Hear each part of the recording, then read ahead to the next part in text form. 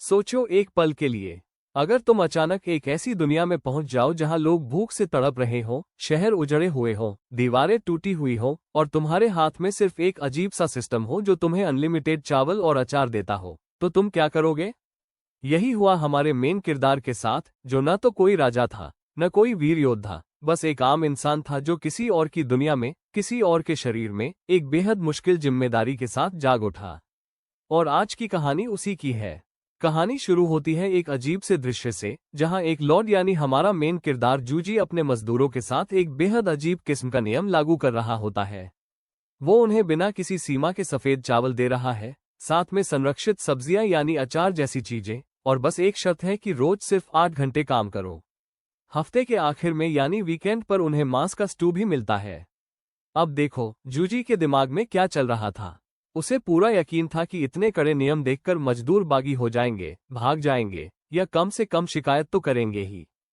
लेकिन पहले ही दिन जो हुआ वो उसकी सोच से बिल्कुल उलट था। कोई नहीं भागा, कोई नहीं बोला, सब चुपचाप अपने काम में लगे रहे। बस उनके चेहरों पर एक सवाल था जो शब्दों के बिना भी साफ दिखता था, क्या ये खाना सच में रोज मिलेगा, या यही आखिरी बार है? तीसरे दिन माहौल थोड़ा भारी हो गया।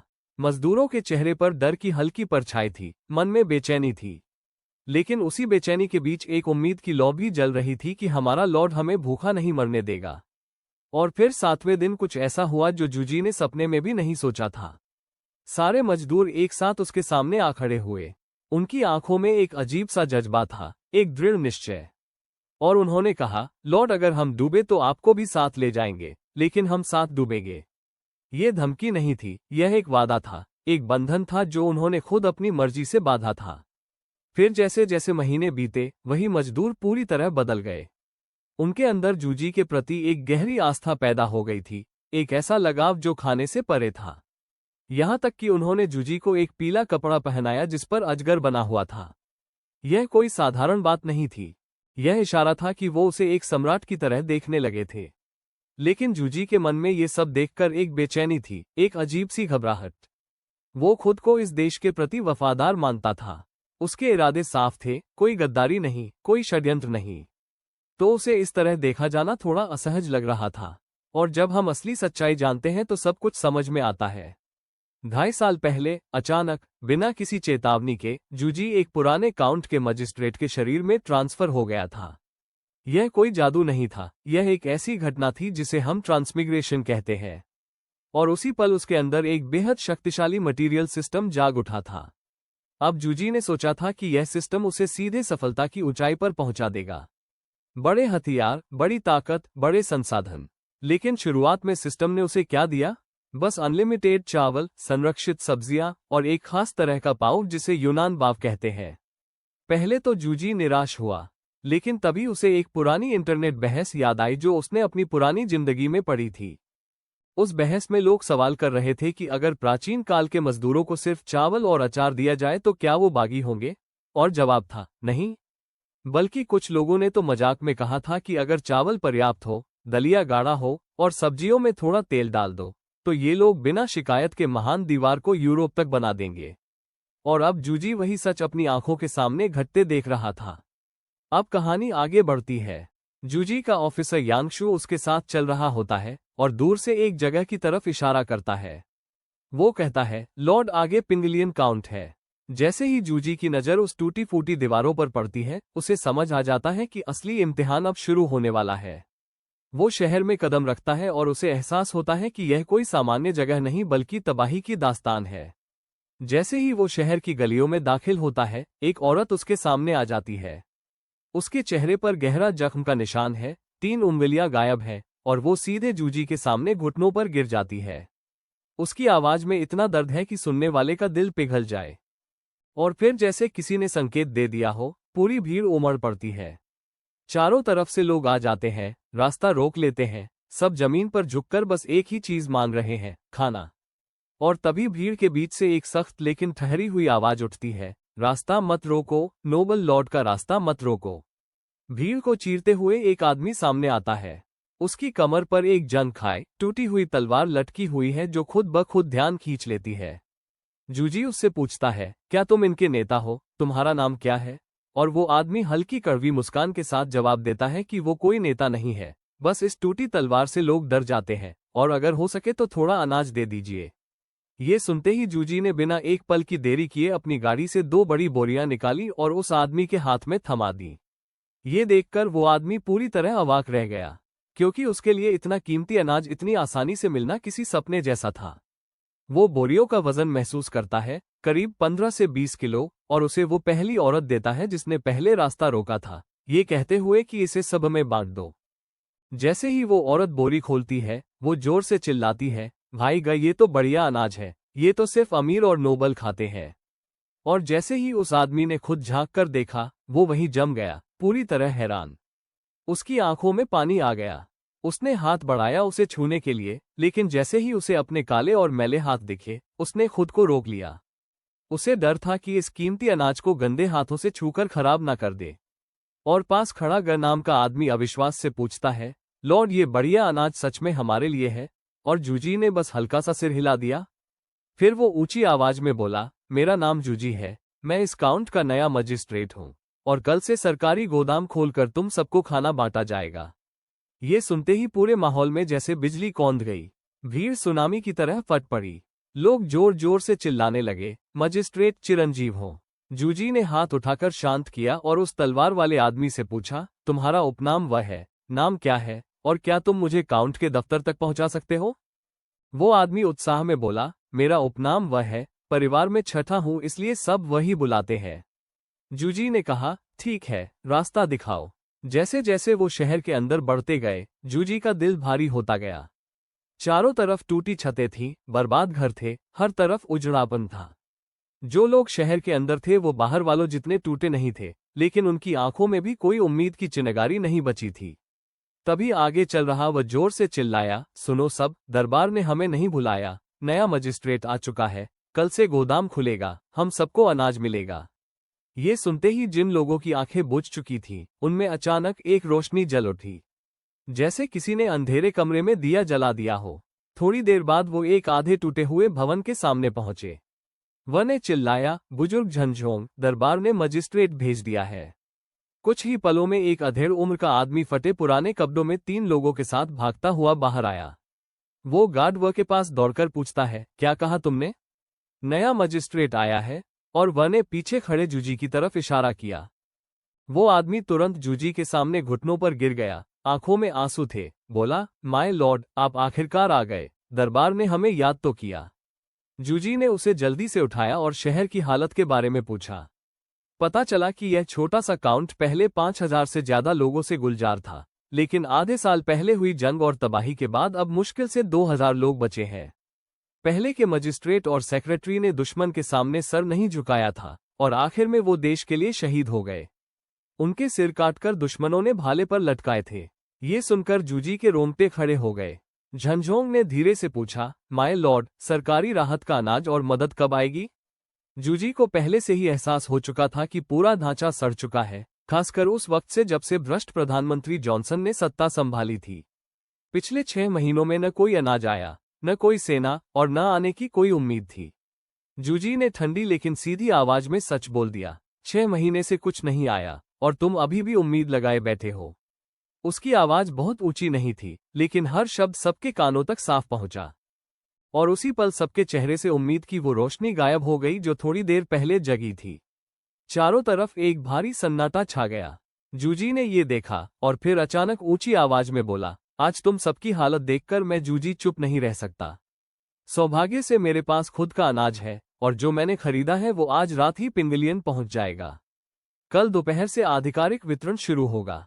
ये सुनते ही जो लोग जाने की तैयारी कर रहे थे वो फिर रुक गए, भीड़ दोबारा इकट्ठा हो गई। जूजी आगे बोला, लेकिन एक बात याद रखना, अगर यह राहत का अनाज चाहिए तो बिना काम किए नहीं मिलेगा। कहानी उस मोड़ पर पहुंचती है जहां जूजी सीधा लोगों के सामने खड़े होकर अगला फैसला सुनाता है। वो चारों तरफ टूटी दीवारों की तरफ इशारा करता है और कहता है, पिंगलियन की यह शहर की दीवारें अब पूरी तरह बर्बाद हो चुकी हैं। ये किसी भी बदमाश या डाकू से हमें नहीं बचा सकती। उसकी आवाज में सख्ती साफ महसूस होती है।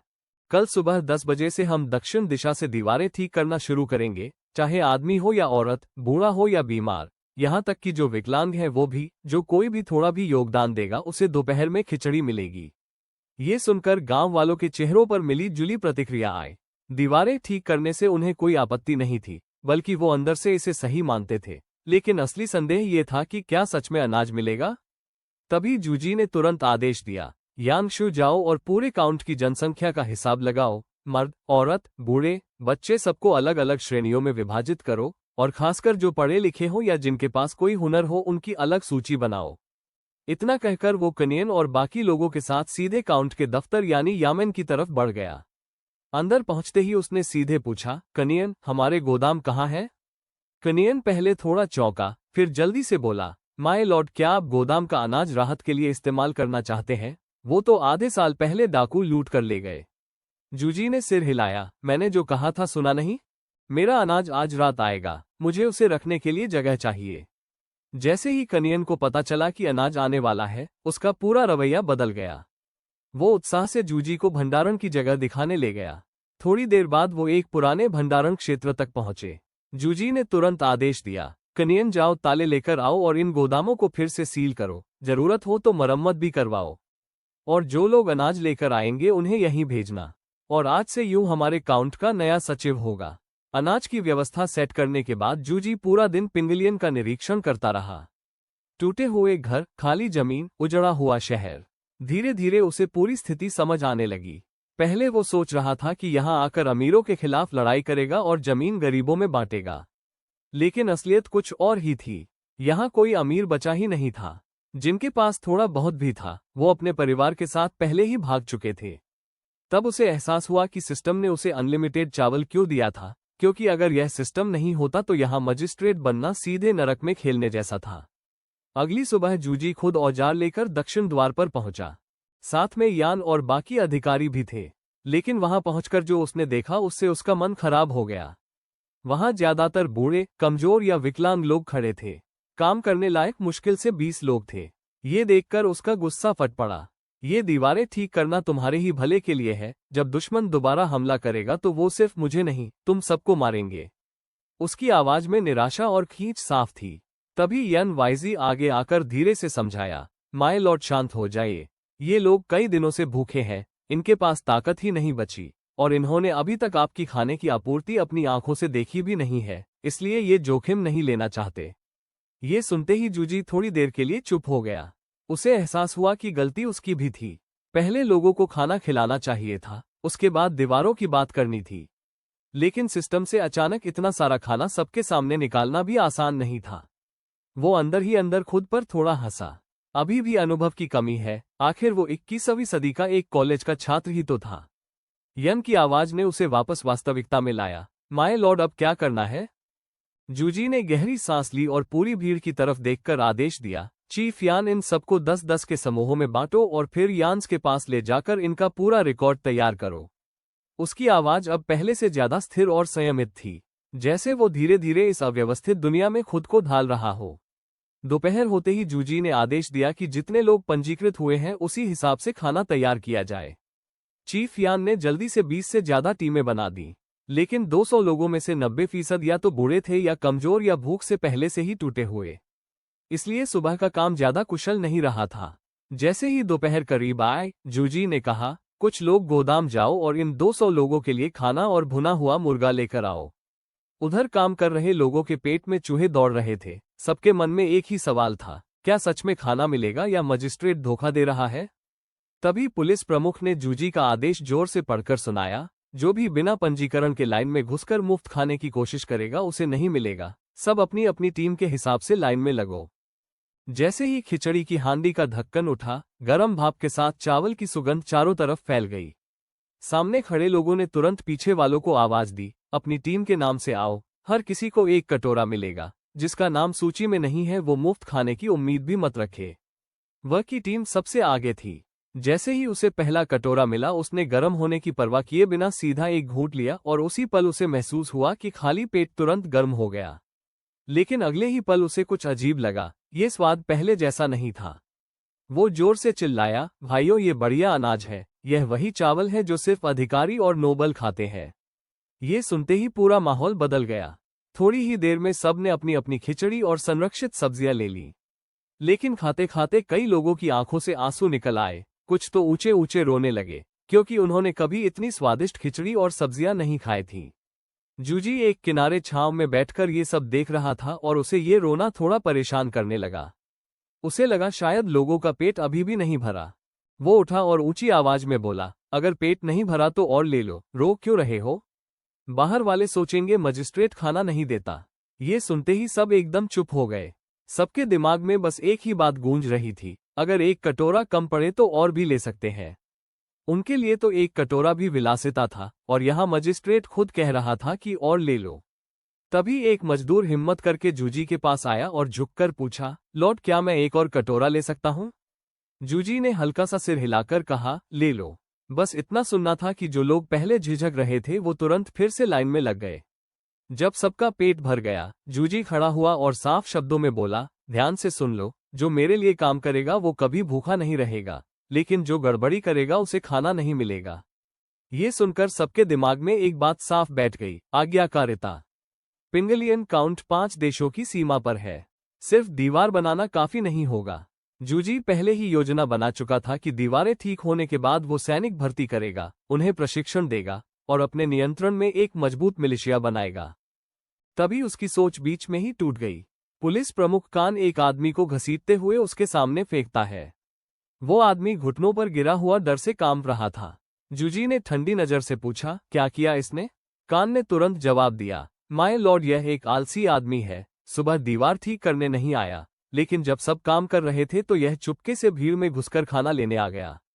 इसे सजा दीजिए। जूजी ने उस किसान को देखा, लेकिन तुरंत सजा देने के बजाय एक गार्ड को बुलाकर कहा, 2 कटोरे खिचड़ी और सब्जियां लाओ। फिर उस किसान से पूछा, तू किसान है ना, अभी पेट भरा है? वो आदमी तुरंत घुटनों पर गिरकर कांपते हुए बोला, लॉर्ड मुझे माफ कर दीजिए, मुझे सच में समझ नहीं आया, इसीलिए मैंने मजदूर बनकर खिचड़ी पीने की कोशिश की, बस 2 ही घूंट लिए थे कि पुलिस प्रमुख ने पकड़ लिया। अब मैं अपनी गलती मानता हूँ, आज दोपहर से मेहनत करूंगा, प्लीज माफ कर दीजिए। जूजी ने उसे देखकर हल्की सी मुस्कान दी और पूछा, मेरी खिचड़ी कैसी लगी? किसान ने डर के मारे तुरंत सिर झुकाते हुए कहा, अच्छी, बहुत अच्छी। जूजी झुककर उसके कान के पास धीरे से बोला, याद रखना, मेरी खिचड़ी इतनी आसानी से नहीं मिलती। उसकी आवाज भले धीमी थी, लेकिन किसान का डर और बढ़ गया। वो बोला, लॉर्ड दया कीजिए। जूजी सीधा खड़ा हुआ और बोला, यहाँ दीवारें ठीक हो रही हैं, मुझे जनशक्ति चाहिए। ये 2 कटोरे दिख रहे हैं, एक खुद खा और दूसरा इस्तेमाल कर लोगों को यहाँ काम करने के लिए लाने में, समझा? किसान एकदम हैरान रह गया, बोला, लॉर्ड मतलब मुझे शहर में जाकर ऐलान करना है कि यहाँ काम करने पर खिचड़ी और सब्जियां मिलेंगी? जूजी ने हल्का सा सिर हिलाकर हाँ कर दिया। किसान ने डरते हुए पूछा, तो आज की गलती के लिए सजा नहीं मिलेगी? जूजी ने ठंडी आवाज में कहा, अगर कल भी लोगों की संख्या इतनी ही कम रही तो मतलब तूने काम सही से नहीं किया, तब दोनों गुनाहों की सजा एक साथ मिलेगी। किसान ने तुरंत सिर झुकाकर कहा, मैं पूरी कोशिश करूंगा, कल बहुत लोगों को लेकर आऊंगा। अगली सुबह जूजी जब दक्षिण द्वार पर पहुंचा तो सामने का दृश्य पूरी तरह बदल चुका था। जहां कल मुश्किल से 200 लोग थे, आज वहां 400 से ज्यादा लोग खड़े थे। वही किसान बेसन अपनी पत्नी के साथ आगे आया और सीधे घुटनों पर गिरकर बोला, लॉर्ड मैंने अपना काम पूरा कर दिया। मैंने पूरे शहर में ऐलान कर दिया कि आप बढ़िया अनाज के बदले काम करवा रहे हैं, इसीलिए आज इतने लोग आए हैं। मैं अपनी पत्नी को भी साथ लाया हूं आपकी मदद के लिए। जूजी ने चारों तरफ देखा। आज सिर्फ मर्द ही नहीं, औरतें भी आए थीं, हर कोई काम करने को तैयार था। कल के मुकाबले ये पूरी तरह अलग था। उसने हल्का सा सिर हिलाकर कहा, जो भी काम करेगा चाहे मर्द हो या औरत, मैं उसे कभी भूखा नहीं रहने दूंगा। फिर कनियन की तरफ मुड़कर बोला, आज लोग ज्यादा हैं और बर्तन लेकर आओ, खाना ज्यादा बनाना होगा। कनियन ने हिचकिचाते हुए पूछा, लॉर्ड आज भी क्या हम वही बढ़िया चावल से खिचड़ी बनाएंगे? जूजी ने उसकी तरफ देखा, तुम क्यों नहीं खाना चाहते? कनियन झिझकते हुए बोला, नहीं ऐसा नहीं, बस ये बढ़िया अनाज हमारे लिए इस्तेमाल करना थोड़ा बर्बादी लगता है। उसके दिमाग में साफ था कि अगर इस अनाज को बदलकर मोटा अनाज ले लिया जाए तो ये भंडार ज्यादा दिन चल सकता है। जूजी को यही मौका चाहिए था। वो सीधे बोला, तुम्हारी जान भी उतनी ही कीमती है जितनी किसी नोबल की। फिर उसकी आवाज और गहरी हो गई, क्या राजा, मंत्री और नोबल किसी अलग तरह से पैदा होते हैं? क्या उनकी जान ज्यादा कीमती है? ये शब्द सुनते ही कनियन पूरी तरह स्तब्ध रह गया। जूजी ने आखिरी बात साफ कही, मेरे लिए इंसान की जान आसमान से भी बड़ी है। ये सुनकर वहां खड़े हर इंसान के दिल में कुछ हिल गया, जैसे पहली बार किसी ने उन्हें सच में इंसान समझा हो। पूर्व पुलिस वाले यन के अंदर कुछ पूरी तरह टूट गया था। वो सोच रहा था कि यह लॉर्ड सच में अलग है, जो इंसान की जिंदगी को आसमान से भी ऊपर मानता है। ऐसे इंसान के लिए मैं जान लगा दूंगा। और सच में उस दिन के बाद सब कुछ बदलना शुरू हो गया। सिर्फ एक हफ्ते के अंदर ही यह खबर पूरे पिंगलियन में फैल गई कि जो भी शहर की दीवार ठीक करेगा उसे बढ़िया अनाज खाने को मिलेगा। फिर क्या था, मर्द, औरत, बूढ़े, बच्चे, यहाँ तक कि विकलांग लोग भी निर्माण स्थल पर आने लगे। जूजी ने किसी को मना नहीं किया। जो भारी काम नहीं कर सकते थे उन्हें सहायता के काम में लगा दिया। खाना बनाना, सहयोग करना, छोटे बच्चों को लकड़ी इकट्ठा करने का काम दिया गया। और सबसे बड़ा कदम यह था कि हर 10 दिन में तनख्वाह दी जाती थी, वो भी चमकते हुए चांदी के सिक्कों में। ये सब देखकर पूरा पिंगलियन काउंट जूजी का दीवाना बन गया। हर कोई पूरी मेहनत से काम करने लगा। दिन गुजरते गए और बिना पता चले आधा साल बीत गया। आखिरकार पूरे काउंट की चारों दिशाओं की दीवारें खड़ी हो गईं।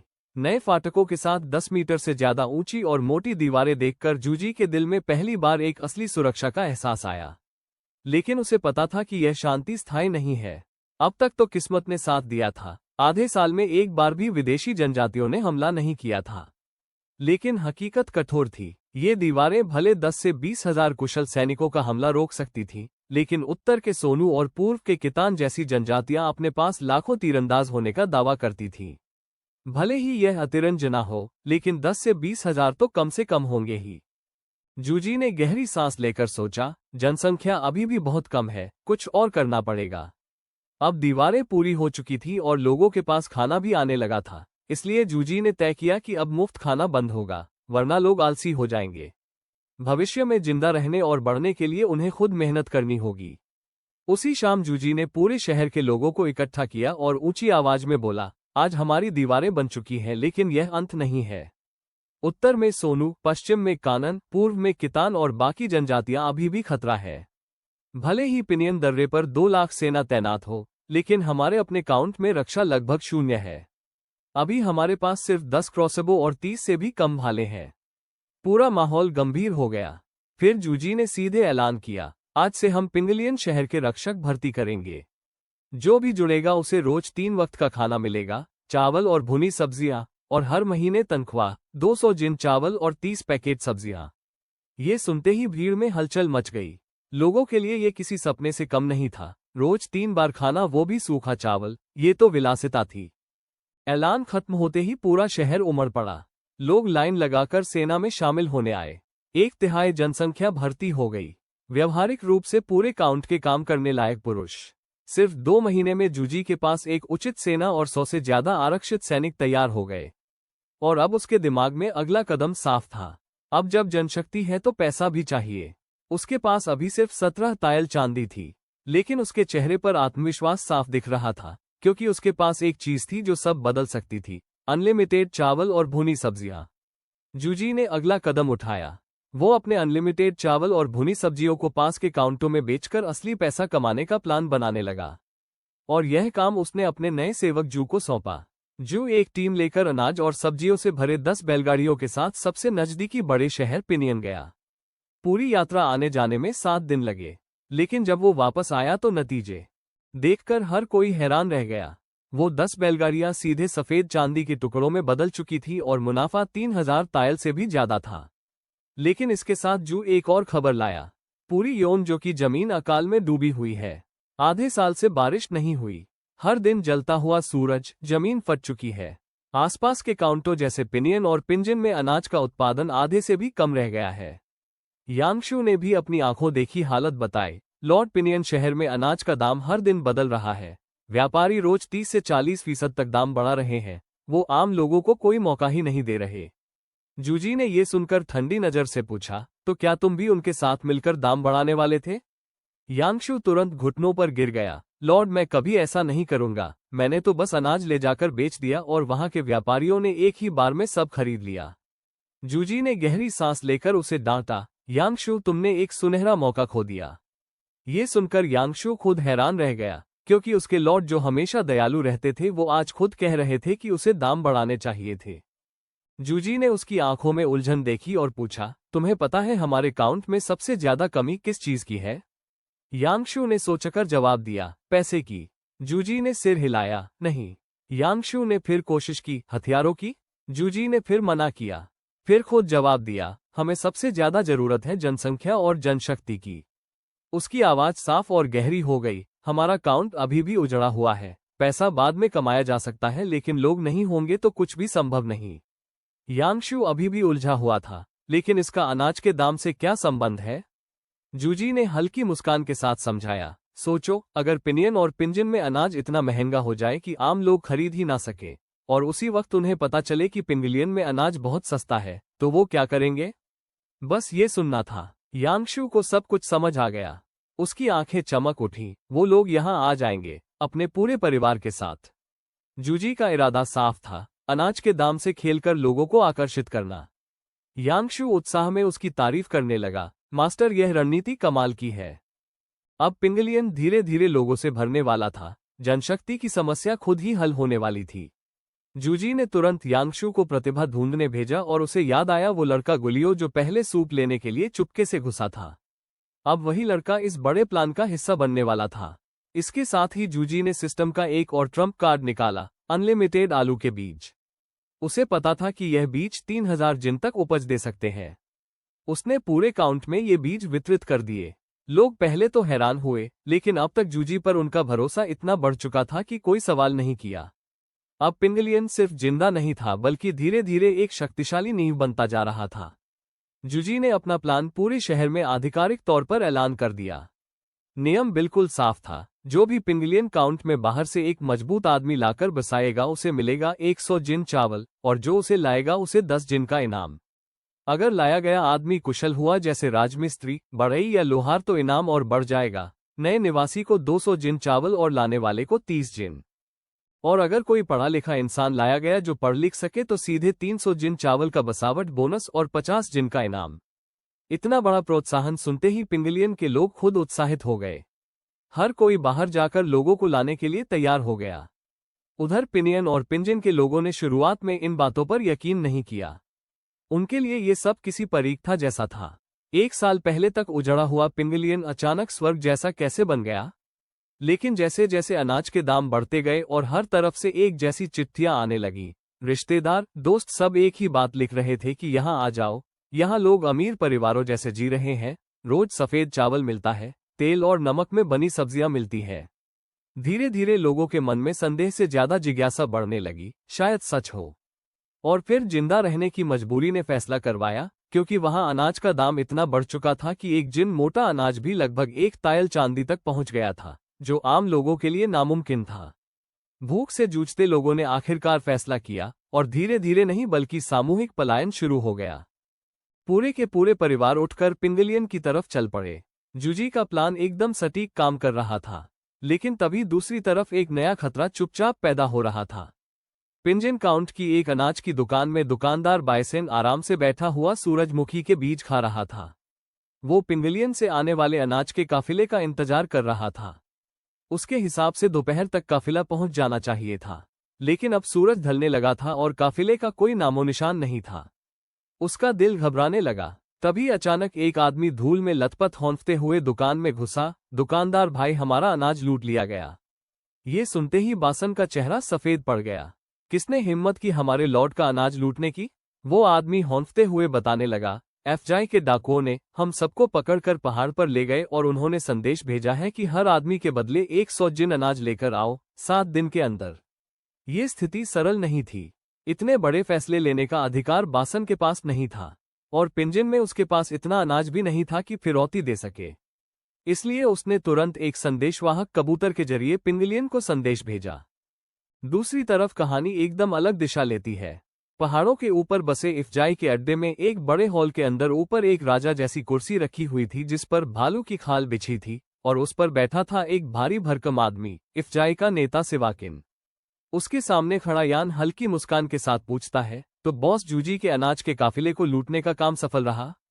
ये सुनते ही सिवाकिन जोर से हंस पड़ा। तुम्हारी जानकारी काम आई, यह अच्छा किया। आज मेरे लोगों ने न सिर्फ 5 बैलगाड़ियां अनाज लूटा, बल्कि जूजी के 10 लोगों को बंधक भी बना लिया और संदेश भेज दिया है। हर एक के बदले 100 जिन अनाज चाहिए, 7 दिन के अंदर।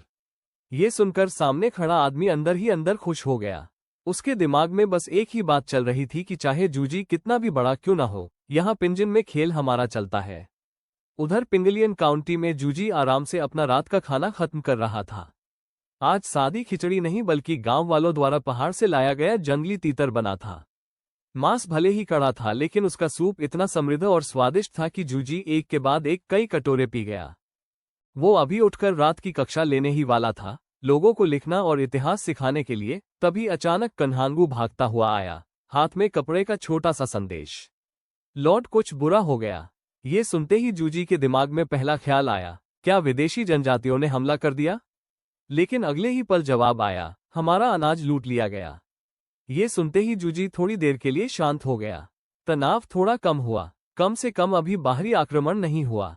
लेकिन अगले ही पल उसका चेहरा कठोर हो गया और उसने ठंडी आवाज में पूछा, पूरा विवरण बताओ। कनांगुतु ने जल्दी से संदेश दिया। जूजी ने उसे पढ़ते ही समझ लिया कि स्थिति गंभीर है। उसने तुरंत गुस्से में पूछा, इस बार अनाज के काफिले के साथ सुरक्षाकर्मी क्यों नहीं भेजे गए? कनांगुतु घबरा गया और धीरे धीरे सच बताया कि हाल ही में पूरा ध्यान लोगों के लिए नए घर बनाने पर था और पिछले 2 काफिले सुरक्षित गए थे, इसलिए उसने जनशक्ति निर्माण में लगा दी थी। ये सुनते ही जूजी का गुस्सा फट पड़ा। घर बनाना, अगर तुमने लोगों को हथियार बनाने या प्रशिक्षण में लगाया होता तो मैं कुछ नहीं कहता, लेकिन तुमने सुरक्षा हटाकर निर्माण में भेज दिया। कनांगुतु डर के मारे तुरंत घुटनों पर गिर गया। लॉर्ड, मुझसे गलती हो गई। लेकिन जूजी की आंखों में गुस्सा अभी भी जल रहा था। तुम्हें लगता है मैं अनाज के लिए गुस्सा हूं? उसकी आवाज भारी हो गई। मैं गुस्सा हूं क्योंकि तुम्हारी गलती की वजह से हमारे लोग जो काफिले के साथ थे डाकुओं के हाथों में पड़ गए। पूरा माहौल भारी हो गया। जूजी आगे बोला, अगर वो लोग सुरक्षित वापस आ गए तो ठीक है, लेकिन अगर उनके साथ कुछ हुआ तो मैं तुमसे हिसाब जरूर लूंगा। ये सुनते ही कनांगुतु स्तब्ध रह गया। उसे यकीन नहीं हो रहा था, क्योंकि इस अकाल के समय में जहां एक इंसान की कीमत एक तायल चांदी से भी कम थी, वहां जूजी उन 10 आम लोगों की जान को 5 बैलगाड़ियां अनाज से ज्यादा महत्वपूर्ण मान रहा था। यहीं पर सब कुछ साफ हो गया। जूजी के लिए असली मूल्य अनाज या पैसा नहीं बल्कि लोग थे। लेकिन अब यह अपमान वो चुपचाप नहीं सहेगा। रिश्तेदारों और दोस्तों की बात सुनकर लोग लगातार पिंगलियन काउंट में बसने लगे थे। देखते ही देखते जनसंख्या 3000 पार करके 4000 से भी ऊपर पहुंच गई थी। लेकिन जूजी को साफ महसूस हो रहा था कि जनशक्ति अभी भी कम है। चाहे निर्माण हो या प्रतिष्ठा बढ़ाना, हर जगह लोग कम पड़ रहे थे। और आज जो 10 लोग अनाज के काफिले की सुरक्षा करते हुए इफेन गांव के डाकुओं के हाथों पकड़े गए, ये बात उसे अंदर तक चुभ रही थी। उसने ठंडी आवाज में कहा, एक इंसान हो या एक कुत्ता, अगर वो पिंगलियन का है तो उसकी कमी मुझे दर्द देगी। फिर तुरंत आदेश दिया, बासन से इफेन गांव की पूरी जानकारी निकलवाओ। कितने लोग हैं, क्या ताकत है? कनांगुतु, जो जमीन पर घुटनों के बल था, ये सुनकर थोड़ी राहत महसूस किया। उसे लगा शायद सजा टल गई। वो तुरंत उठकर काम पूरा करने निकल गया, लेकिन अंदर ही अंदर यही दुआ करता रहा कि जो लोग पकड़े गए हैं वो सुरक्षित हों। इसी घटना से जूजी को एक बड़ी कमजोरी का एहसास हुआ। उसने अब तक उत्पादन पर ध्यान दिया लेकिन सैन्य शक्ति को नजरअंदाज कर दिया था। अब उसे समझ आ गया कि अगर समय रहते इस कमी को दूर नहीं किया तो बाद में बहुत देर हो जाएगी। सहायक सचिव सन यूफू ने धीरे से पूछा, लॉर्ड, क्या आज रात की कक्षा होगी? जूजी ने सीधे मना कर दिया। नहीं। सन यूफू चुपचाप वहां से हट गया। अब जूजी अकेला था और बिना समय गंवाए उसने सिस्टम का इंटरफेस सामने लाया। उसके सामने तुरंत आंकड़े दिखे, धन 139.20 मिलियन, प्रतिष्ठा के अंक 4313, सिस्टम का भंडार लगभग आधा भरा हुआ था और अब वो लॉटरी चालू कर सकता था। उसके पास पहले से चावल, सब्जियां, यूनान बाव, आलू के बीज और पानी उपलब्ध थे। लेकिन इस बार उसका लक्ष्य कुछ और था। जैसे ही उसने रूलेट खोला, उसके सामने 3 श्रेणियां घूमती दिखी, सब्जियां और फल, कृषि आपूर्ति और सबसे महत्वपूर्ण, हथियार और उपकरण। सब्जियों में मिर्च, कद्दू, बैंगन थे। कृषि में खाद। लेकिन जूजी की नजर सीधे हथियारों पर टिक गई।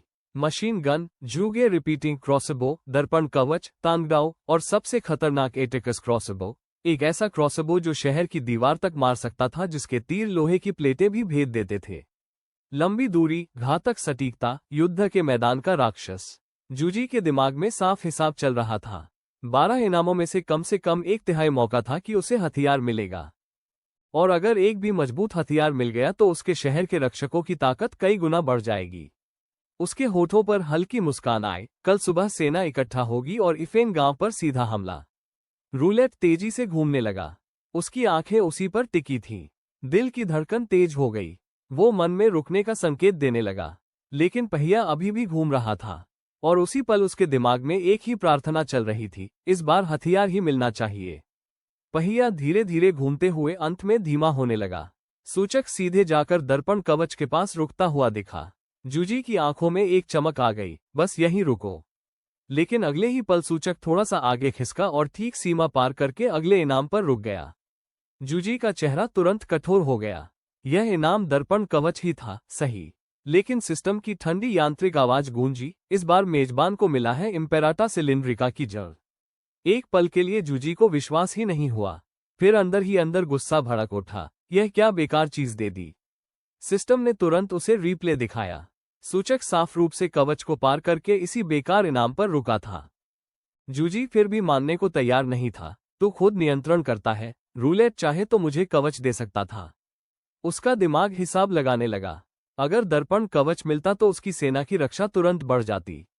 लेकिन अब हाथ आई थी यह बाइकों की जड़, एक ऐसा पौधा जो न खाने के काम का था, न खेती के। और तो और यह बेहद जहरीला था। अगर कोई इसे खा ले तो कुछ ही दिनों में उसकी मौत तय थी। जूजी खींच के साथ सोचने लगा, इसका क्या करूं, सजावट भी नहीं बना सकता। लेकिन तभी उसके दिमाग में अचानक एक खतरनाक विचार को आया था, जैसे किसी ने स्विच ऑन कर दिया हो। उसकी आंखों में एक ठंडी चमक आ गई। इफेन, उसने धीरे से खुद से बुदबुदाया, तुमने गलत आदमी से पंगा ले लिया। उसके होठों पर धीरे धीरे एक खतरनाक मुस्कान फैल गई। जितना वो सोचता गया उतना ही उसका प्लान साफ होता गया। और अगले ही पल वो खुद ही हंसने लगा। वो सामान्य हंसी नहीं थी, उसमें एक अजीब सा ठंडा आत्मविश्वास था। उधर पिंजन काउंट में जैसे ही जूजी का संदेश कबूतर के जरिए पहुंचा, बासन ने तुरंत कार्रवाई की। उसने इफेन के बारे में जानकारी निकलवाई। लेकिन इसी दौरान पिंगजान शहर की यह परिवार को भी यह खबर मिल गई और जैसे ही उन्हें जूजी की परेशानी का पता चला, वो सब खुलकर हंसने लगे। परिवार का मुखिया येबुआ संतोष के साथ बोला, अच्छा हुआ, बहुत अच्छा हुआ, प्लान बिल्कुल सही काम कर रहा है। उनके प्रबंधक येगियन रॉन भी हंसते हुए बोले, इतना बढ़िया अनाज खोया है, परेशान तो होंगे ही। असल में ये पूरा खेल पीछे से हेरफेर किया गया था। ये परिवार गुप्त रूप से भ्रष्ट प्रधानमंत्री जॉनसन के साथ जुड़ा हुआ था और वही लोग जूजी के अनाज के रास्ते की जानकारी लीक कर चुके थे। अब वो बस तमाशा देखना चाहते थे कि जूजी इस स्थिति से कैसे निकलेगा। फिर येबुआ ने आदेश दिया, जाओ उन्हें इफेन की पूरी जानकारी दे दो, देखते हैं क्या करते हैं। प्रबंधक तुरंत अभिनय मोड में आ गया। घबराया हुआ बनकर बासन के पास पहुंचा और विवरण बताया। इफेन का नेता सिवाकिन असल में पिनयांग शहर का एक पूर्व सेनापति था जो हार के बाद भागकर पहाड़ों में बस गया। और फिर धीरे धीरे उसने 200 से 300 डाकुओं का गिरोह बना लिया। प्रशिक्षित सैनिक, अनुभवी लड़ाके जो आसपास के इलाकों में लूटपाट करते रहते थे। ये सुनकर साफ हो गया कि यह कोई साधारण डाकू समूह नहीं था। अगर सीधा टकराव हुआ तो नुकसान भारी हो सकता था। बासन ये सारी जानकारी सुनकर धन्यवाद कह दिया, लेकिन उसके चेहरे पर चिंता साफ दिखाई दे रही थी, क्योंकि अब सामने जो दुश्मन था वो उतना आसान नहीं था जितना पहले लगा था। और दूसरी तरफ जूजी जो पहले से एक खतरनाक प्लान सोच चुका था। अब टकराव लगभग तय था। दूसरी तरफ ये परिवार का आदमी येगियन रॉन जैसे ही पिंजन से बाहर निकला और देखा कि कोई आसपास नहीं था, उसका चेहरा तुरंत बदल गया। उसने हल्का सा थूका और तिरस्कार से बुदबुदाया। लेकिन बासन को इन सब बातों से कोई मतलब नहीं था। उसके लिए सबसे जरूरी था पिंगलियन के लोगों की जान। उसने तुरंत कबूतर के जरिए सारी जानकारी जूजी तक पहुंचा दी। उधर जूजी अब पूरी तरह कार्रवाई के मोड में आ चुका था। उसने खुद सेना और शहर प्रबंधन टीम का नियंत्रण संभाल लिया और सबसे पहले कड़े अनुशासन के नियम लागू किए। जो भी नियम तोड़ेगा उसे सीधे मृत्युदंड, कोई दया नहीं। जब सारे सैनिकों ने नियम याद कर लिए, तब जूजी ने एक अजीब सा आदेश दिया। चावल की बोरियां उठाओ और उन्हें पानी से भरे बड़े लकड़ी के बड़े पात्रों में डुबो दो। पहले तो किसी को समझ नहीं आया कि यह क्या हो रहा है, लेकिन असली मोड़ यहां था। वो पानी असल में पानी नहीं था, वो था सिस्टम से मिला हुआ रंगहीन, गंधहीन जहर, सफेद इम्पेराटा की जड़ का अर्क।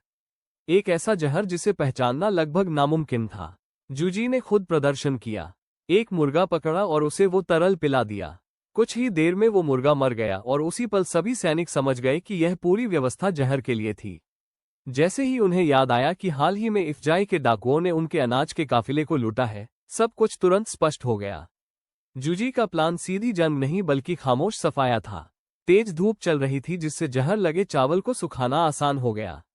थोड़ी ही देर में वो चावल वापस पैक कर दिया गया। बाहर से बिल्कुल सामान्य, अंदर से घातक। जूजी के चेहरे पर एक ठंडी मुस्कान आ गई। अब उसे समझ आ गया था कि सिस्टम ने उसे हथियार क्यों नहीं दिया था, क्योंकि इस परिस्थिति में तलवार से ज्यादा खतरनाक ये जहर था। वो अंदर ही अंदर सोचने लगा, अगर मैं अपने 300 से 400 सैनिकों को लेकर सीधे पहाड़ पर हमला करता तो जीत भी मिलती, लेकिन नुकसान भी भारी होता और मैं अपने लोगों को नहीं खो सकता। लेकिन सैनिकों के दिलों में कुछ और चल रहा था। कई लोगों को लगा कि इस तरह जहर से मारना उचित नहीं है। कुछ तो खुलकर सीधी लड़ाई करना चाहते थे, इफेनजाई को सामने से खत्म करना चाहते थे। लेकिन जूजी जानता था कि यह आवेगी फैसला पूरे काउंट को खतरे में डाल सकता था। वो सबके सामने खड़ा हुआ और शांत लेकिन भारी आवाज में बोला, तुम सब जानते हो, जो अनाज तुम्हारी तनख्वाह के लिए जा रहा था उसे डाकुओं ने लूट लिया।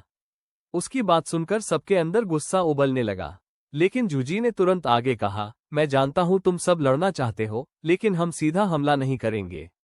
इतने में सैनिकों की पंक्ति में से एक तेज आवाज आई, लॉर्ड, हमें उनसे डर नहीं लगता। बोलने वाला था वानतिन। उसकी आंखों में आग थी। वो बोला, वो लोग कायर है, युद्ध क्षेत्र से भागकर डाकू बने हैं। इस बार मौका मिला है, हम उन्हें खत्म कर देंगे। ये सिर्फ गुस्सा नहीं था, यह व्यक्तिगत था। वानतिन के गांव को, उसके परिवार को इफेन के डाकुओं ने तबाह किया था और अब वो बदला चाहता था। लेकिन जूजी के दिमाग में पहले से एक ऐसा प्लान चल रहा था जो बिना सीधी लड़ाई के दुश्मन को अंदर से खत्म कर देगा। वानतिन की बात सुनते ही भीड़ में हलचल मच गई। कई सैनिक तुरंत उसका साथ देने के लिए तैयार हो गए, लेकिन जूजी ने बस हाथ उठाया और पूरा शोर थम गया। उसकी आवाज शांत थी लेकिन उसमें एक अलग ही अधिकार था।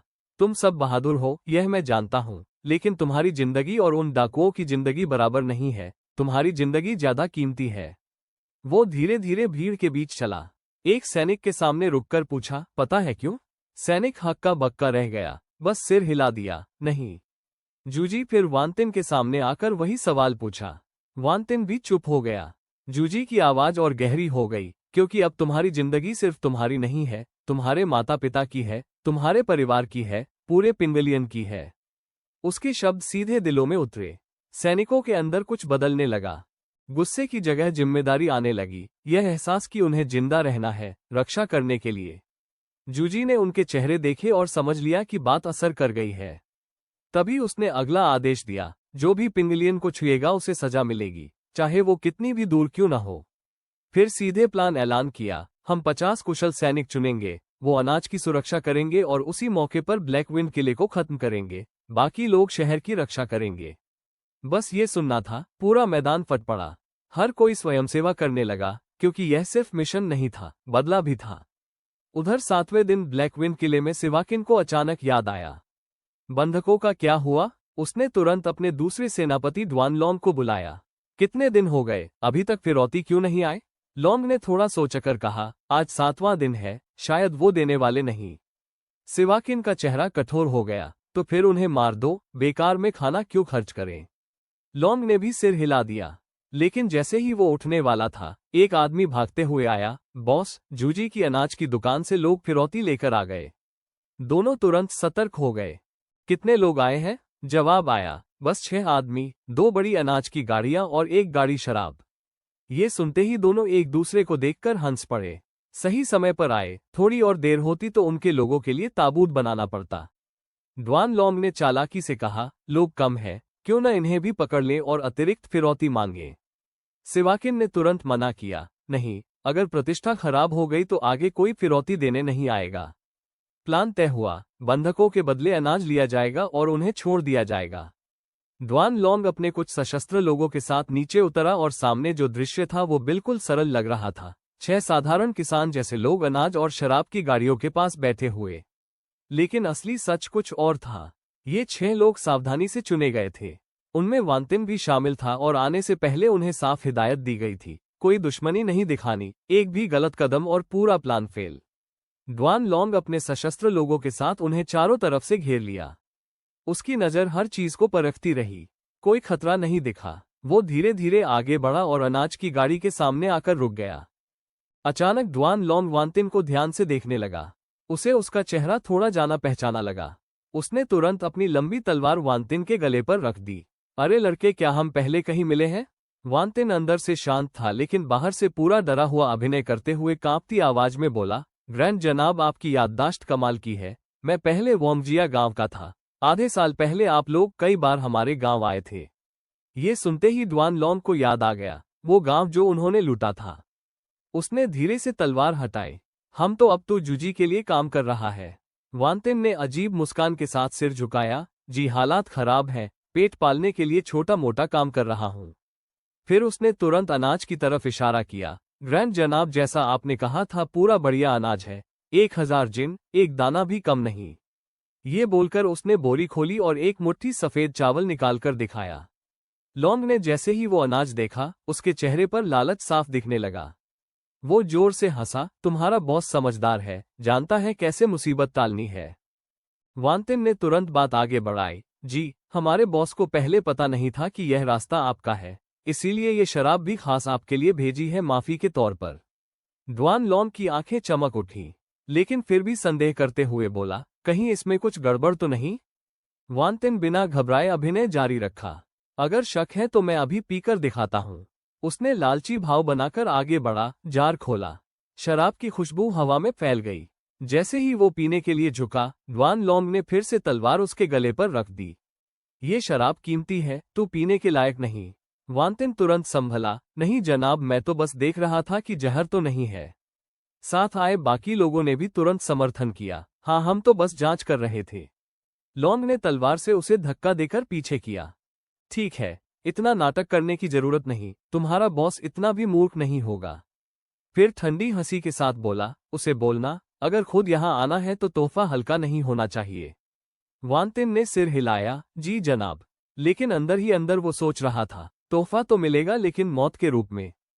उधर डुआन लॉन्ग ने अपने लोगों को संकेत दिया और थोड़ी ही देर में वो 10 बंधकों को नीचे लाया। वांतिन और बाकी लोग तुरंत आगे बढ़कर उन्हें संभाला।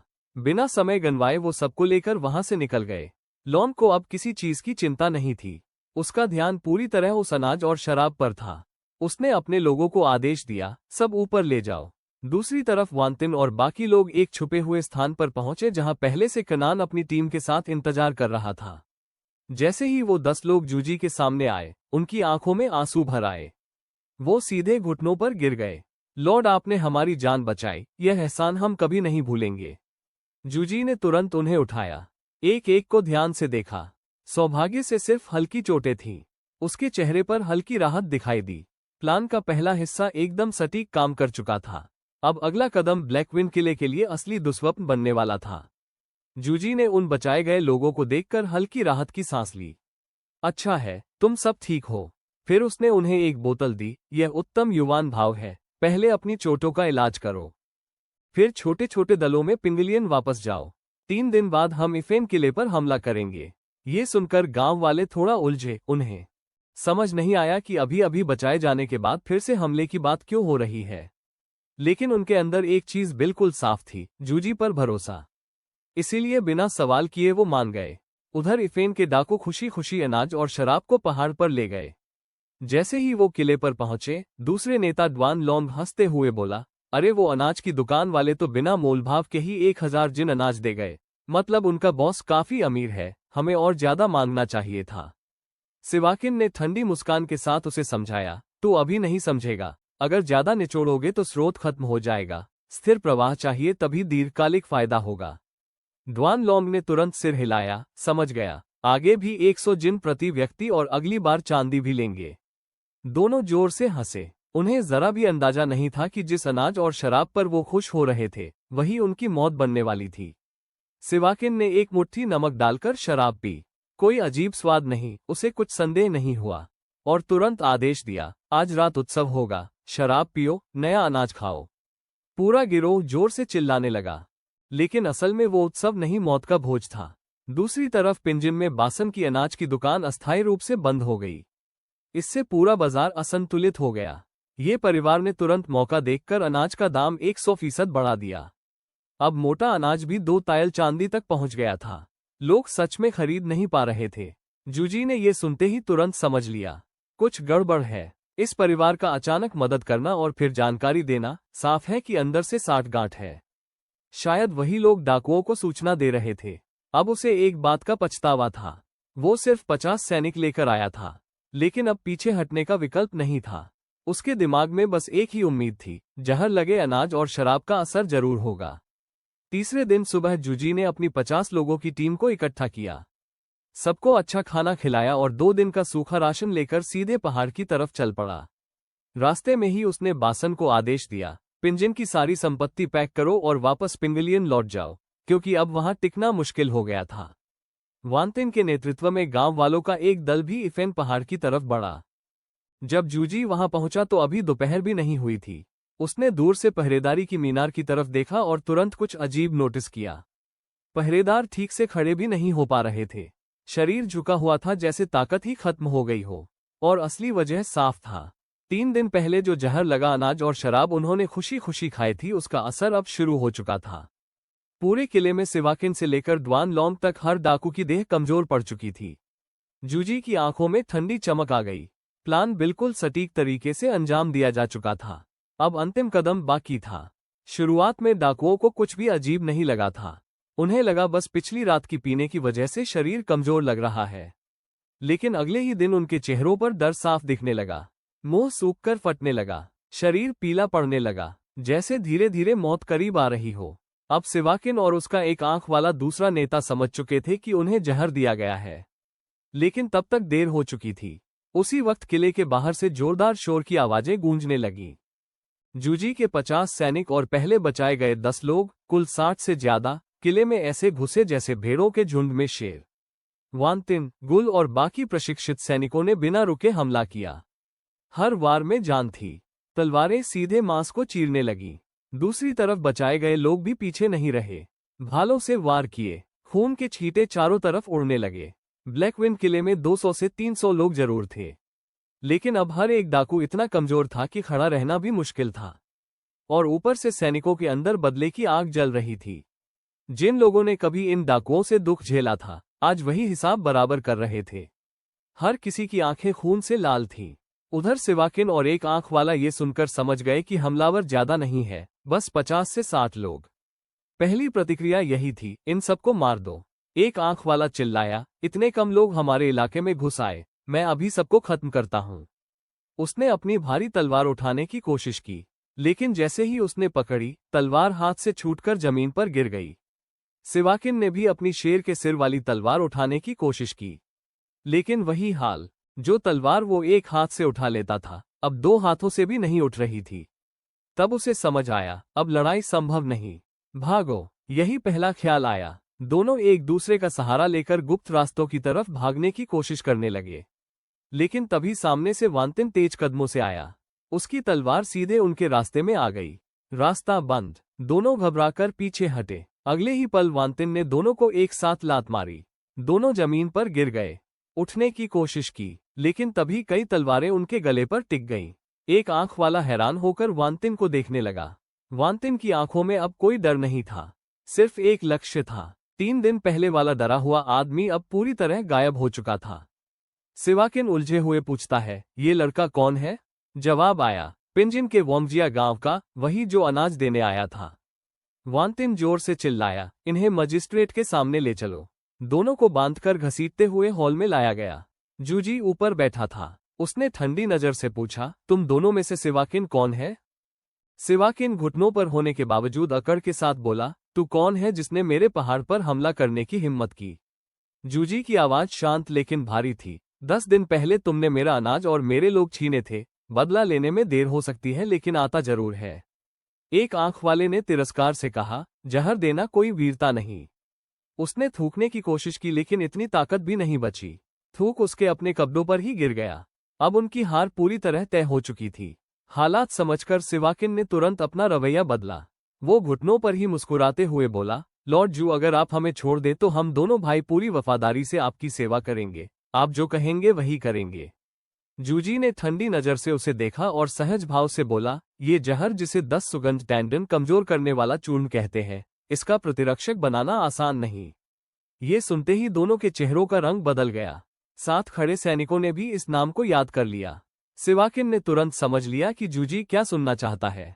वो जल्दी से बोला, इस बार आपके अनाज की लूट के पीछे पिंगजिन काउंट की यह परिवार है। उनके प्रबंधक ये जान रॉन ने हमें जानकारी दी थी। जूजी ने हल्का भौं सिकोड़ा। अब उसका संदेह पक्का हो गया था। ये परिवार ने ही पीछे से खेल खेला था। उसने शांत आवाज में पूछा, बदले में क्या मिला? इस बार ड्वान लॉन्ग खुद बोल पड़ा। उन्होंने हमें 20 सोने के टुकड़े दिए और कहा कि आगे भी आपका अनाज लूटकर उनके साथ सौदा कर सकते हैं। जूजी ने मन ही मन हिसाब लगाया। इतने सोने के टुकड़े, इसका मतलब ये परिवार की ताकत काफी बड़ी है। लेकिन ड्वान लॉन्ग की बात से उसे एक और बात समझ आई कि इफेन किले में खुद भी काफी खजाना छुपा होगा। तभी जूजी ने जेब से एक और बोतल निकाली। उसे हल्के से हिलाया। ये प्रतिरक्षक है, चाहिए? ये सुनते ही दोनों की आंखों में लालसा चमक उठी। अब उनके लिए जान बचाना सबसे जरूरी था। जूजी ने आगे कहा, तुम लोग इतने सालों से यहाँ हो, काफी सोना और खजाना इकट्ठा किया होगा। सब दे दो, प्रतिरक्षक मिल जाएगा। सिवाकिन के दिमाग में तुरंत एक चाल आए। वो सोचने लगा, पहले जान बचाओ, फिर मौका मिलते ही इसे खत्म कर दूंगा। वो तुरंत आज्ञाकारी बन गया। ठीक है, सब दिखाता हूँ। उधर बाकी डाकुओं ने अपने नेताओं को बंधा हुआ देखकर पूरी तरह हथियार डाल दिए। कोई प्रतिरोध नहीं। जूजी ने आदेश दिया, सबको बांध दो। फिर सिवाकिन और ड्वान लॉन्ग को साथ लेकर खजाने की जगह की तरफ बढ़ा। उनकी हालत पहले से खराब थी। 3 दिन से जहर असर कर रहा था। चलते चलते लड़खड़ा रहे थे। थोड़ी देर बाद वो एक छुपी जगह पहुंचे जहां 2 बड़े संदूक रखे थे। खोलते ही अंदर सोना, चांदी और गहने भरे थे। इतनी दौलत देखकर साफ था कि इन डाकुओं ने सालों तक लूटपाट की थी। लेकिन जूजी का ध्यान यहां ज्यादा नहीं टिका। उसकी नजर सीधे हथियारों पर गई। एक भंडारण में सैकड़ों तलवारें रखी थीं, दर्जनों मजबूत धनुष और यहां तक कि 3 सेट कवच भी। जूजी की आंखों में एक अलग ही चमक आ गई, क्योंकि यह खजाने से भी ज्यादा मूल्यवान था। अब उसके पास सेना को मजबूत करने के लिए असली उपकरण थे। जूजी की नजरें उन हथियारों पर टिकी रहीं। दुर्लभ सामग्री से बनी तलवारें, धनुष और कवच देखकर उसे तुरंत समझ आ गया कि पिंगलियन की सबसे बड़ी कमी यही थी, उपकरण। और अब वो उसके सामने पड़े थे। सिवाकिन ने उसकी आंखों की चमक देखकर तुरंत मौका पकड़ा। लॉर्ड जू, अब तो प्रतिरक्षक दे दीजिए। लेकिन जूजी ने उसकी बात नजरअंदाज करते हुए सीधे पूछा, तुम दोनों सच में समर्पण करना चाहते हो? सिवाकिन ने जल्दी से सीना ठोक कर कहा, बिल्कुल, हम अपनी जान तक आपके लिए दे देंगे। उसके चेहरे पर नकली वफादारी साफ दिख रही थी। जूजी ने हल्की मुस्कान दी। अच्छा, तो पहले अपने लोगों को खाना खिलाओ। ये सुनते ही दोनों के चेहरे पर खुशी आ गई। लेकिन उसी पल उनकी आंखों में एक छुपा हुआ हत्या का इरादा भी चमका। ड्वान लॉन्ग ने तुरंत कहा, लॉर्ड, हम सब मिलाकर 318 लोग हैं। जूजी ने सिर हिलाया। फिर वांतिन को आदेश दिया, आधे लोगों को लेकर बाहर जाओ और बाकी 316 डाकू, एक भी जिंदा नहीं बचना चाहिए। जल्दी खत्म करो। ये सुनते ही पूरा माहौल जम गया। सिवाकिन हैरानी में रह गया। उसे लगा था जूजी उसे भर्ती करेगा, लेकिन यहाँ तो सीधे खत्म करने का आदेश दिया जा रहा था। वो गुस्से में चिल्लाया, तूने धोखा दिया। तूने प्रतिरक्षक देने का वादा किया था। वो और ड्वान लॉन्ग दोनों हमला करने की कोशिश करने लगे, लेकिन 2 सैनिकों ने उन्हें तुरंत जमीन पर गिरा दिया। जूजी ने ठंडी आवाज में कहा, इन्हें मत मारो, इन्हें जिंदा ले जाना है। फिर कवच के पास खड़े होकर धीरे से बोला, मैंने कब प्रतिरक्षक देने का वादा किया? और वैसे भी बाइकों का कोई इलाज नहीं है। ये जहर अब तुम्हारी हड्डियों तक पहुंच चुका है। कोई भी तुम्हें नहीं बचा सकता। ये सुनते ही दोनों के चेहरे से सारी उम्मीद खत्म हो गई। उनकी आंखों में सिर्फ डर और निराशा रह गई। जूजी ने बिना किसी भावना के उन्हें देखा, क्योंकि उसके लिए ये लोग बस अपराधी थे। उधर बाहर सैनिक एक एक करके डाकुओं को खत्म कर रहे थे। किसी को मौका नहीं दिया जा रहा था। यह एक तरफा सफाया था। शुरुआत में जूजी को ये सब देखकर थोड़ा अजीब लगा, लेकिन जैसे ही वो तहखाने में गया, सब कुछ बदल गया। अंदर का दृश्य देखकर उसका चेहरा कठोर हो गया। दर्जनों औरतें, फटे हुए कपड़ों में, शरीर पर घाव, आंखों में कोई उम्मीद नहीं। उसने धीरे से कहा, डरो मत, मैं पिंगलियन का मजिस्ट्रेट हूँ। तुम सब अब सुरक्षित हो। लेकिन वो औरतें इतनी टूट चुकी थी कि उन्हें यकीन ही नहीं हुआ। तभी वांतिन और बाकी लोग अंदर आए, और अब सच पूरी तरह सामने आ चुका था। ये सिर्फ एक छापा नहीं था, यह न्याय था। जब वांतिन तहखाने के अंदर घुसा तो उसकी नजर तुरंत एक औरत पर पड़ी जो जमीन पर पड़ी थी। वो बिना कुछ सोचे सीधे उसकी तरफ दौड़ा। उसे धीरे से अपनी बाहों में उठाकर बोला, चुनर चुनर मैं हूं, टिन। वो उसे बार बार हिलाता रहा जैसे जगाना चाहता हो, और अचानक वो औरत सच में आंखें खोल बैठी। चुनर जैसे ही वांतिन को देखा तुरंत रो पड़ी। टिन भाई, तुम्हें भी उन लोगों ने पकड़ लिया? वांतिन की आवाज भर्रा गई। नहीं, मैं तुम्हें बचाने आया हूं। दोनों एक दूसरे को पकड़कर रो पड़े। ये देखकर समझ आया कि इसीलिए वांतिन इतनी बेखौफी से लड़ रहा था। यह उसके अपने लोग थे। और अंदर ही अंदर जूजी ने सोचा, ये लड़का अगर सही से प्रशिक्षित हुआ तो बहुत आगे जाएगा। कोने में बैठी बाकी औरतें भी ये देखकर थोड़ा शांत हुई। जूजी ने साफ आवाज में कहा, डरो मत, तुम सब अब सुरक्षित हो, हम पिंगलियन के सैनिक हैं। तभी अंदर से एक कमजोर आवाज आए, क्या सच में सरकारी लोग हैं? जूजी उस तरफ बढ़ा। एक अधेड़ उम्र का आदमी घिसटते हुए बाहर आया। उसकी हालत बहुत खराब थी। लॉर्ड, हम सबको फिरौती के लिए पकड़ा गया था। जब पैसे नहीं दे पाए तो इन्होंने हमें यातना दी। उसकी हालत देखकर जूजी का चेहरा कठोर हो गया। उसने गुलाब से पूछा, बाहर का क्या हाल है? गुलाब ने खून से सनी तलवार दिखाते हुए कहा, 316 में से एक भी नहीं बचा, सब खत्म। फिर जोड़ा, कुछ लोग शवों को हटाने के लिए गड्ढे खोद रहे हैं। जूजी ने ठंडी आवाज में कहा, गड्ढे मत खोदो, लकड़ी लाओ, सबको जला दो। फिर तुरंत आदेश दिया, और इन सबके लिए खाना बनाओ, ध्यान रहे जहर लगा अनाज गलती से इस्तेमाल ना हो। थोड़ी देर बाद बचाए गए लोग कांपते हुए तहखाने से बाहर आए। लेकिन जैसे ही उनकी नजर बिखरी हुई लाशों पर पड़ी, कई लोगों का पेट मचलने लगा। जूजी ने खुद भी उस दृश्य को देखकर मुश्किल से खुद को संभाला। लेकिन जिन लोगों के साथ ये सब हुआ था, वो लाशों पर थूक रहे थे, लात मार रहे थे। उनके अंदर का गुस्सा अब बाहर आ रहा था। तभी एक सैनिक भागता हुआ आया, लॉर्ड, बाहर फाटक पर कुछ लोग आए हैं। जूजी तुरंत सतर्क हो गया। क्या और डाकू? क्योंकि हमारी टीम पहले से थकी हुई थी। अगर अब एक और हमला हुआ तो स्थिति खतरनाक हो सकती थी। लेकिन अगले ही पल सैनिक बोला, उनके पास ये परिवार का झंडा है, करीब 20 लोग हैं और उपहार लेकर आए हैं। ये सुनते ही जूजी शांत हो गया और अंदर ही अंदर मुस्कुराया, तो आखिर वो खुद चलकर आए।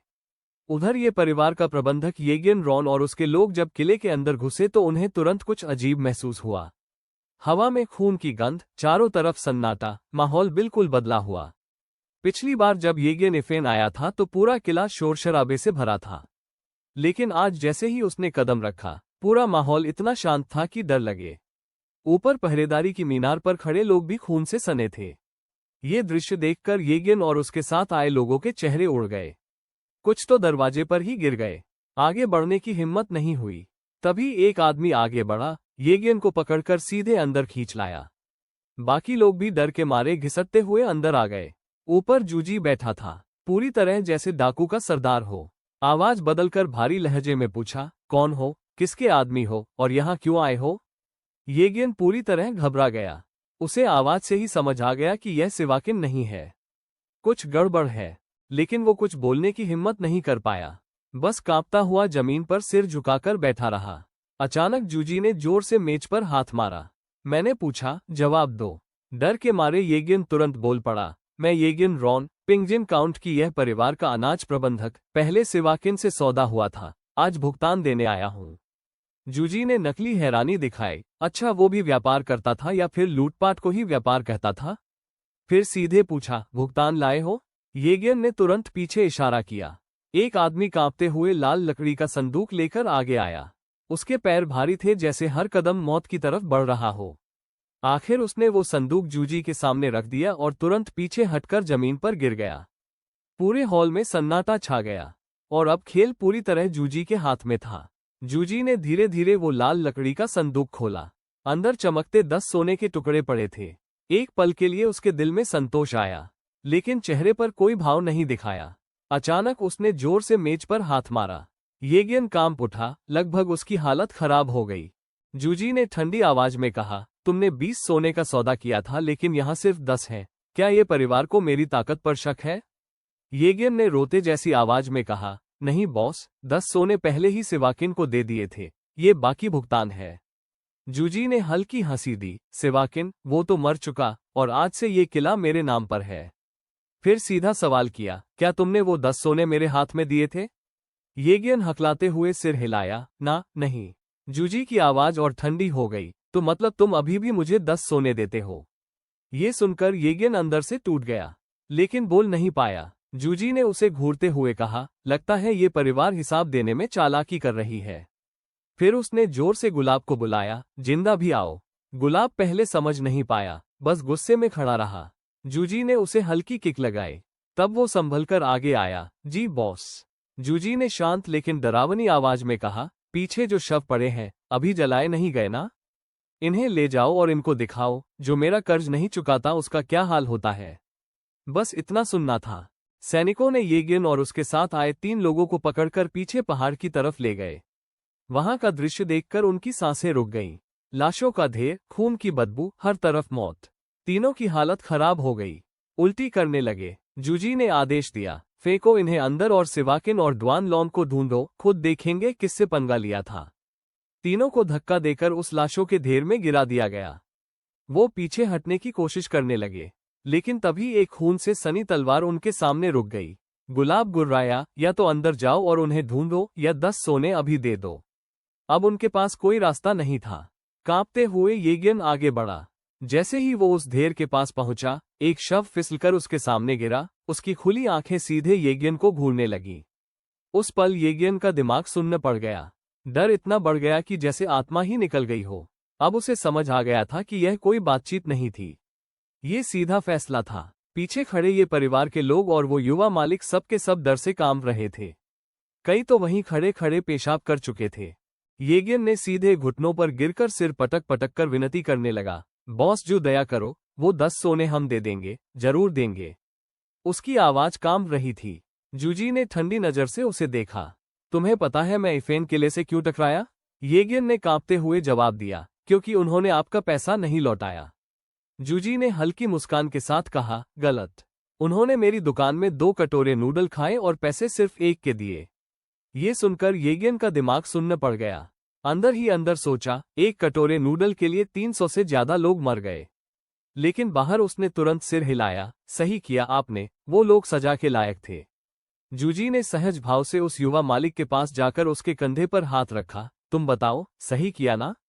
लेकिन वो लड़का इतना डर गया कि वहीं बेहोश हो गया। येगिन ने जल्दी से उसकी तरफ से जवाब दिया, जी बिल्कुल सही किया। जूजी ने देखा कि काम हो चुका है। उसने उन्हें वापस हॉल में ले जाने का आदेश दिया। 15, अभी तो 10। जूजी ने बिना भाव बदले कहा, अगर पहले 10 दे देते तो इतना सब नहीं होता, अब ब्याज लगेगा। फिर ठंडी आवाज में जोड़ा, 300 लोगों की जान गई, सिर्फ 1 कटोरे नूडल के ब्याज में। तो मेरे 5 सोने का ब्याज ज्यादा नहीं है। ये सुनकर येगिन का दिमाग पूरी तरह टूट गया। वो बोला, नहीं, बिल्कुल महंगा नहीं, आप तो बहुत दयालु है। लेकिन जूजी ने फिर कहा, मुझे लग रहा है तुम दिल से तैयार नहीं हो। येगिन का दिल फिर से धड़कने लगा। जूजी ने आगे झुककर कहा, ये हमारी पहली सौदेबाजी है, तो मैं तुम्हें एक तोहफा भी दूंगा। ये सुनकर येगिन और उसके लोग और ज्यादा घबरा गए, क्योंकि एक डाकू सरदार का तोहफा उनके लिए किसी सजा से कम नहीं था। येगिन ने हाथ जोड़कर कहा, नहीं नहीं बॉस, हमें कोई तोहफा नहीं चाहिए, आपने हमें जिंदा छोड़ दिया वही बहुत है। जूजी ने उसे घूरा, तोहफा लेने से मना करोगे? क्या मेरी इज्जत गिराना चाहते हो? अब येगिन के पास कोई जवाब नहीं था। इसी बीच बात घूमते घूमते पिंगजिन के प्रीफेक्ट यवान रॉन तक पहुंची। जैसे ही जूजी को पता चला कि यह परिवार का उससे संबंध है, उसके दिमाग में सब जुड़ गया। लेकिन बाहर से कुछ नहीं दिखाया। उल्टा अनजान बनकर पूछा, ये यवान रॉन कौन है? येगिन को लगा जूजी सच में नहीं जानता, तो उसने थोड़ा हिम्मत पकड़कर कहा, वो हमारे परिवार का ही है, पिंगजिन का प्रीफेक्ट। जूजी ने मन में मुस्कुराया। अब उसे पक्का हो गया था कि यह परिवार और ऊपर के भ्रष्ट अधिकारी आपस में जुड़े हुए हैं। लेकिन उसने तुरंत लहजा बदला। बड़ा चढ़ाकर सम्मान दिखाते हुए बोला, अरे तो तुम लोग उसी परिवार के हो, फिर तो अपने ही लोग हुए। ये सुनकर येगिन को लगा कि जूजी डर गया है। उसका आत्मविश्वास थोड़ा लौटा, शायद अब सोना बच जाए। लेकिन अगले ही पल जूजी ने सहज भाव से कहा, तो फिर तोहफा और बड़ा देना पड़ेगा। और जोर से आदेश दिया, जाओ भंडार से वो नया अनाज लेकर आओ जो 3 दिन पहले आया था। येगिन ने राहत की सांस ली, उसे लगा ये बस अनाज है, कोई खतरनाक चीज नहीं। उधर गुलाब तुरंत समझ गया कि यह वही जहर लगा अनाज है। वो भंडार में गया जहां अलग से चिन्हित बोरियां रखी थी ताकि कोई गलती से मिक्स न हो जाए।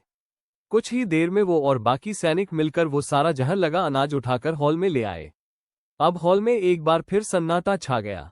जूजी की नजरें येगेन पर टिक गईं और धीरे धीरे एक खतरनाक मुस्कान उसके चेहरे पर उभरी। जूजी ने हल्की मुस्कान के साथ कहा, प्रबंधक, तुम्हारा परिवार तो अनाज के व्यापार में है। ये सोने जैसा चावल कुछ दिन पहले तुम्हारे ही दुश्मन जूजी की अनाज की दुकान से लूटा गया था। अब जब मैंने इफेन को खत्म कर दिया तो ये सारा अनाज मैं तुम्हें दे रहा हूं। बताओ, अब भी 15 सोने देने में कोई दिक्कत है? सामने पड़े 600 से 700 जिन उत्तम अनाज को देखकर येगेन के पास कोई जवाब नहीं रहा। अंदर से टूट चुका था, लेकिन चेहरे पर मजबूरी की मुस्कान लाकर सिर हिला दिया, कोई दिक्कत नहीं।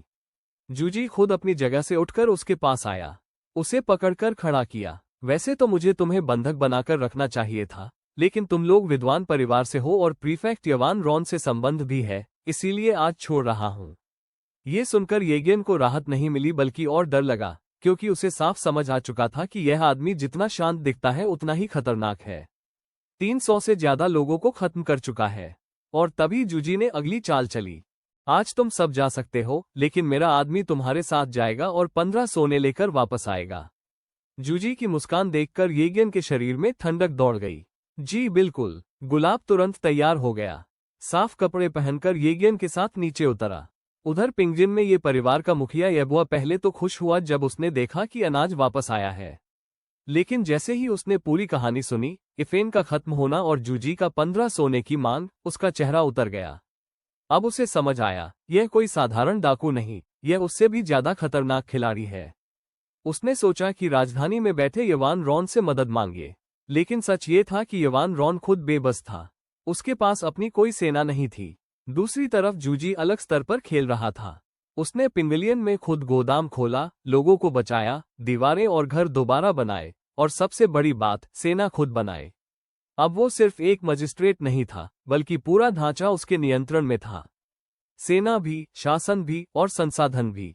और यही चीज उसे बाकी सबसे अलग बनाती थी। येबुआ अपनी पढ़ाई के कमरे में गुस्से से आग बबूला हो रहा था। उसने अपनी पसंदीदा जेट की डिब्बी तक फेंककर तोड़ दी। सामने घुटनों पर बैठे येगेन रॉन की हालत खराब थी, सिर झुकाए काम रहा था। अगर येबुआ ने खुद रक्षकों और कुलियों से पूरी बात की जांच न की होती तो वो सच में यही समझता कि येगेन ने डाकुओं से मिलकर परिवार की दौलत हड़पने की साजिश की है। लेकिन असली सच्चाई ये थी कि यह पूरा प्लान खुद येबुआ का ही था। अब जब सब उल्टा पड़ गया तो गुस्सा निकालने के लिए और कोई नहीं था। कुछ देर बाद येबुआ के दिमाग में एक संदेह आया, क्या ये जूजी की जान वाला ही व्यक्ति हो सकता है? येगेन ने थोड़ा सोचकर जवाब दिया, अगर ऐसा है तो उनकी पीठ बहुत मजबूत है। 300 से ज्यादा लोगों को बिना सोचे खत्म कर दिया। लेकिन मैंने पता किया है, जूजी की दुकान का मालिक पहले ही शहर छोड़कर जा रहा है। मुझे नहीं लगता दोनों का आपस में कोई संबंध है। येबुआ ने गहरी सांस ली। एक कटोरे नूडल के लिए पूरा किला खत्म। वो खुद भी यकीन नहीं कर पा रहा था, लेकिन जो हुआ वो सामने था। येगेन ने धीरे से पूछा, तो अब सोने और अनाज का क्या करें? येबुआ ने मजबूरी में फैसला लिया, दे दो, अभी उससे टकराना सही नहीं। वो खुद आदमी भेज रहा है, मतलब उसे डर नहीं है। इस तरह ये परिवार को झुकना पड़ा, लेकिन अंदर ही अंदर वो नुकसान वापस पाने का प्लान बना रहे थे, क्योंकि अब जूजी की दुकान बंद हो चुकी थी। बाजार पर पूरा नियंत्रण उन्हीं का था। अनाज के दाम बढ़ाकर वो आसानी से अपना नुकसान निकाल सकते थे। उधर हॉल में गुलाब आराम से बैठकर चाय पी रहा था, लेकिन उसकी आंखें हर चीज को परख रही थीं। जूजी का साफ आदेश था, अगर सोना न मिले तो कम से कम इनके घर का नक्शा समझकर आना। वो बाहर से शांत था, लेकिन अंदर ही अंदर पूरा घर, रक्षक, रास्ते सब याद कर रहा था, क्योंकि यह सौदा सिर्फ सोने का नहीं था, यह आने वाले बड़े खेल की तैयारी थी। गुलाब अंदर ही अंदर सब हिसाब लगा चुका था। जहर लगा अनाज पहले ही भेजा जा चुका था, बस सही वक्त का इंतजार था। जैसे ही यह परिवार उस अनाज को खाएगा, सब खत्म। फिर बिना ज्यादा मेहनत के पूरा हिसाब बराबर हो जाएगा। इसी सोच में वो चाय का कप रखने वाला था और उठने का नाटक करने लगा। तभी येगेन रॉन एक 40 से 50 साल के आदमी को साथ लेकर बाहर आया। वही यह परिवार का मुखिया येबुआ। वो मुस्कुराते हुए आगे बढ़ा, अरे ये तो फेयू किले के नायक है, स्वागत है। लेकिन गुलाब ने कोई औपचारिक बात नहीं की, सीधे मुद्दे पर आया, सोना कहाँ है? और उठकर जाने का नाटक किया, अगर नहीं है तो मैं चलता हूँ। येबुआ ने तुरंत उसे रोका, अरे नहीं, क्यों नहीं होगा, अभी लाते हैं। उसने ताली बजाई और एक सुंदर लड़की चंदन की लकड़ी का संदूक लेकर अंदर आए। एक पल के लिए गुलाब भी थोड़ा चौंका, लेकिन तुरंत उसे जूजी की सीख याद आए, ये सब जाल है। उसने बिना कुछ बोले सीधे संदूक छीन लिया। खोलकर देखा, 15 सोने के टुकड़े पूरे थे। पक्का करते ही मुड़कर जाने लगा, लेकिन यबुआ अभी भी हार मानने वाला नहीं था। बोला, इतनी दूर आए हो, कम से कम शराब पीकर जाओ।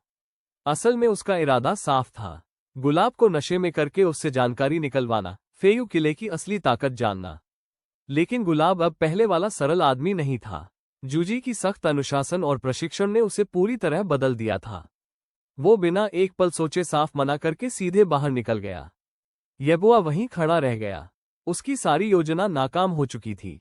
सुंदरी का जाल भी, शराब का जाल भी, कुछ काम नहीं आया। अब उसके दिमाग में बस एक ही सवाल घूम रहा था, ये लोग आखिर है कौन? क्योंकि सामने वाला दुश्मन अब साधारण डाकू नहीं था, बल्कि अनुशासित, सुविचारित और खतरनाक था।